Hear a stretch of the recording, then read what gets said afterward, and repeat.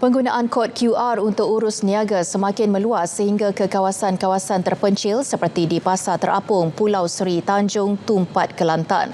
Pasar tersebut kini bertukar wajah menjadi lokasi eko-pelancongan baharu negeri Cik Siti Wan Kembang sekaligus menjana ekonomi penduduk setempat yang rata-ratanya adalah golongan nelayan. Ikuti laporan Amirul Hafiz Rosli. Pasar Terapung, Pulau Seri Tanjung menjadikan lokasi yang sebelum ini sunyi sepi bagaikan bernyawa apabila puluhan bot keluar masuk membawa pelancong. Pemiliknya, Saidi Mamat Elias Kani berkata, lebih 70 bot tambang beroperasi dari 6 buah jeti.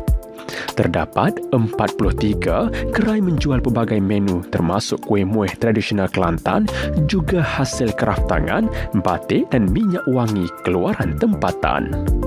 Urus niaga yang dilengkapi kod QR lebih selamat dan memudahkan orang ramai khususnya pelancong. Guna-guna pun akhir mudah dah. Mudah kira tak payah buat kes apa. Kita boleh QR saja. Beza sikit pasal dulu ni moga kadang tak ada duit tak banyak tak ada habis duit macam mana kau ni. Susah sikit. Lah ni boleh QR mudah. Inisiatif transformasi digital ini sejajar dengan agenda Bank Negara Malaysia iaitu inisiatif e-Duit Desa. Pengunjung boleh membeli dengan lebih limit. Okey, diorang dah tak perlu risau lagi sebab sekarang diorang hanya perlu scan QR sahaja. Okey, dan bebas untuk membeli di sinilah. QR ni dia memang banyak membantu para peniaga di Pulau Seri Tanjung ni. Dengan adanya QR ni, ia memudahkan selamat dan senanglah nak belanja banyak mana tanpa hak lah. Jadi memudahkan peniaga dan juga memudahkan pengunjung. Jadi pengunjung pun jadi senang, peniaga pun alhamdulillah walaupun kita tak ada cash, kita boleh juga pendapatan. Jadi sukalah kita. Ini ada QR jadi mudahlah.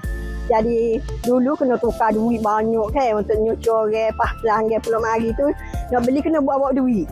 Dah ni tak payah dah. Nyatanya ujung jari dia boleh itu dah. Digitalisasi ini bukan sekadar memudahkan transaksi tetapi turut memperluaskan akses pasaran dan menarik lebih ramai pelancong. Peniaga-peniaga di Pulau Seri Tanjung ni menggunakan cashless ataupun menggunakan pembayaran secara QR Pay tanpa menggunakan wang tunai lah. Banyak kesemua lah. Dari segi makanan kita rasa berpuas hati. Makanan macam-macam ada. Mana kita tak jumpa, kita jumpa sini. Okey, dari segi pembayaran pun mudah. Tak payah bawa lebih tiket. Kita boleh bawa telefon dan kita boleh bayar belakang.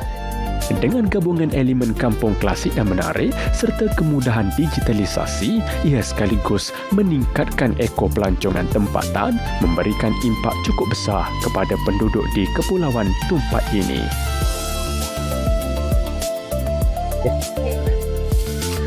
Baik, floating market Pulau Seri Tanjung mungkin kelihatan seperti kampung biasa, tetapi di sebalik tenangnya air dan mesranya penduduk serta peniaga di sini tersimpan kisah transformasi digital luar biasa.